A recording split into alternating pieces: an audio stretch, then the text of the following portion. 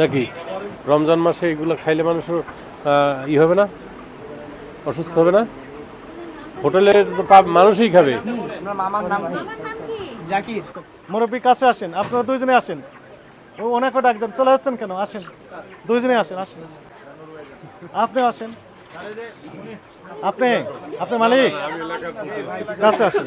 আসেন আসেন আসেন। কি মুরগির মাংস? মুরগির মাংস কোথায় রেখেছেন উনি? এটা তো আনফিট জায়গা, ময়লার জায়গা। ময়লার জায়গা উনি ঠিক করেছেন না? এতগুলো এখানে জমা করে রাখছেন কেন?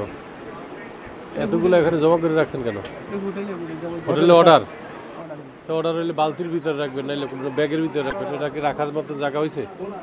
এটা মানুষে খাইবে না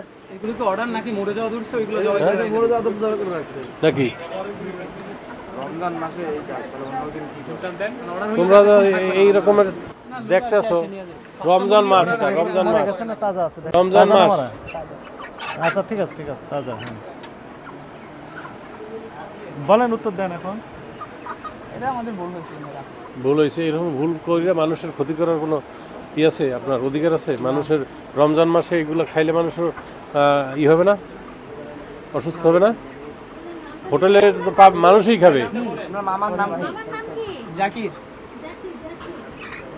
উনি আসছে, উনি ডাক দেন। উনি কি বলেন, ওনার ফিলিংসটা কি?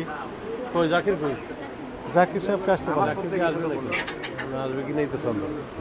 নামাজ আপনারা পড়ছেন নাকি? হ্যাঁ, আমরা নামাজ পড়ছি। আমরা মসজিদে নামাজ পড়ে আসছি। তার মানে তো শেষ, নামাজ শেষ। হয়তো বা সে অন্যদিকে কোথাও। আর ব্যক্তিত্ব, যদি ব্যক্তি স্বাধীনতা থেকে যদি আমরা সতর্কতা হইতাম আর সচেতনতা থাকতো, তাহলে আজকের এতটি ক্যামেরা এরকম একজন গুরুত্বপূর্ণ ব্যক্তি এখানে এসে দাঁড়া লাগতো না। গুরুত্বপূর্ণ ব্যক্তি আমরা না, আমাদের তো জাস্ট কাজ করছে, আমার কাজের ব্যক্তি। এখন বিষয়টা হচ্ছে যে আপনার কথা থেকে আমাদের কাছে দুইটি বিষয় প্রতীয়মান হয়েছে। একটা হচ্ছে আমাদের লোকবল বাড়ানো দরকার, আর একটা বিষয় হচ্ছে যে ব্যবসায়ীদের কার্যক্রম ক্লোজলি মনিটরিং করতে হবে। ওনারা নিজেরা কারেকশন হতে চাচ্ছেন না, এবং আরেকজন ব্যবসায়ী একদম ডাইরেক্ট বলে দিয়েছেন যে আপনারা তো আসেন না, এই জন্য আমরা ঠিকঠাক মতো চলছি না, আপনারা আসলে আমরা ঠিক হব।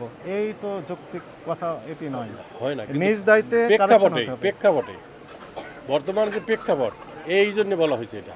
তা না তো আপনি অন্য মিনিটে ওই রাষ্ট্র দেখেন, একবার ওই টিভিতে ঘোষণা দিচ্ছে কালকের এইটা চলবে না, এটা বন্ধ, সারা বাংলাদেশ সারা দেশ বন্ধ হয়ে যায়। আমাদের হয় তা তো হয় না। কাজেই এটা আমাদের দেশের প্রেক্ষাপট এরকম, আমরা অভ্যস্ত হয়ে গেছি।